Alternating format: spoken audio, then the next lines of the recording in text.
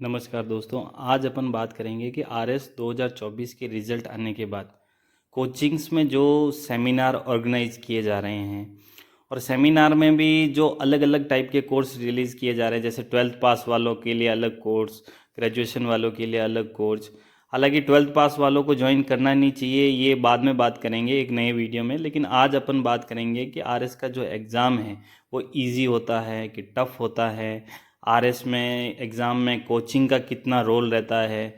तो आज अगर मैं बात करूं कोचिंग के रोल की, तो किसी भी एक कोचिंग का ले लेते हैं, प्रतिष्ठित कोचिंग का, उसके अंदर 50,000 स्टूडेंट पढ़ते हैं और अभी कोई भी एडमिशन नहीं ले, फिर भी एक वैकेंसी में 1000 पद आते हैं।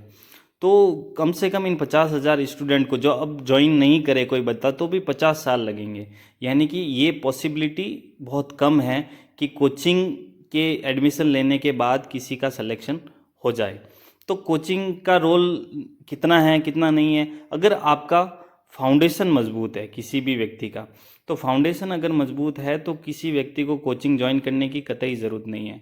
और अगर फाउंडेशन मजबूत नहीं भी है तो भी उसको कोचिंग ज्वाइन करने की इतनी आवश्यकता नहीं है, क्योंकि आजकल बहुत सारी चीज़ें जो है टेलीग्राम पे मिल जाती हैं और आपको फाउंडेशन मजबूत कर सकते हैं। इसके अलावा आपको क्या करना चाहिए जो आपकी तैयारी को बूस्ट कर सकता है? तो सबसे पहले जो होता है वो होता है प्रीवियस ईयर क्वेश्चन पेपर।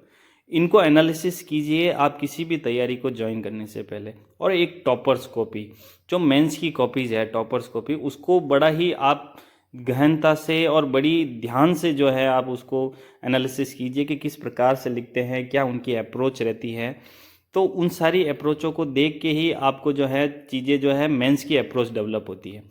जैसे मैंने 200 प्लस टॉपर्स की कॉपीज़ देखी है, तो उसके अंतर्गत मैंने देखा है कि भाई जो वैसे एक बड़ा मिथ होता है कि भाई जो आंसर राइटिंग प्रैक्टिस करते हैं फिर जो है आपकी मेंस की अप्रोच चेंज हो जाती है। लेकिन मैं एक बात करता हूँ कि भाई जब प्री के बाद जब मेंस आता है तो व्यक्ति जो है सिर्फ कंटेंट याद करने पे फोकस करता है, न कि उसकी अप्रोच डेवलप होती है। वो सिर्फ ये सोचता है यार कंटेंट याद करूँ, कंटेंट याद करूँ। तो कंटेंट याद करते करते आदमी का जो है एग्ज़ाम नज़दीक आ जाता है, ना उसकी अप्रोच बन पाती है।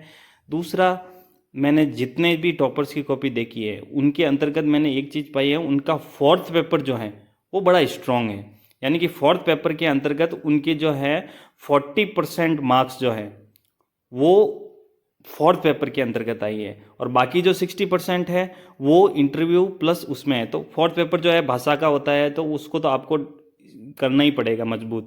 दूसरा, अगर जीएस की बात करें तो जीएस में भी आपको अप्रोच चेंज करने की ज़रूरत है। ऐसे नहीं आप सीधे जो है पढ़ के पढ़ाई करने लग जाते हैं। अब जैसे पॉलिटी की बात करें, पॉलिटी की विषय की बात करते हैं, उसके अंतर्गत ऐसे नहीं कि जैसे टीचर आए आपको पढ़ाने लगे और वैसे आप पढ़ रहे हो। जैसे अपन एक बात करते हैं, क्या प्रस्तावना की बात करते हैं, प्रियम्बल है अपने अंतर्गत, उसके अंतर्गत अपन जो है जस्टिस की बात करते हैं। तो जस्टिस जो होता है ना, वो प्रस्तावना में न्याय जो है वो उसको न्याय को अपन प्रस्तावना में जो है 3 टाइप से दिया गया है, सामाजिक, आर्थिक और राजनीतिक। तो अगर मैं बात करूं सामाजिक न्याय की, तो सामाजिक न्याय के अंतर्गत जो है कौन से आर्टिकल जो है संविधान में सामाजिक न्याय को डिफाइन करते हैं, उसकी अगर अपन बात करें तो सीधा जो है फंडामेंटल राइट्स और डीपीएसपी। तो आप सीधे ऐसे नहीं कि फंडामेंटल राइट्स पढ़ रहे हो और डीपीएसपी पढ़ रहे हो, आप सामाजिक न्याय के अंतर्गत आर्टिकल 14 पढ़ो, आर्टिकल 15(4) पढ़ो, आर्टिकल 17 पढ़ो, आर्टिकल 23 और 29 पढ़ो। तो इस प्रकार से जो है आप फंडामेंटल राइट्स को पढ़ो।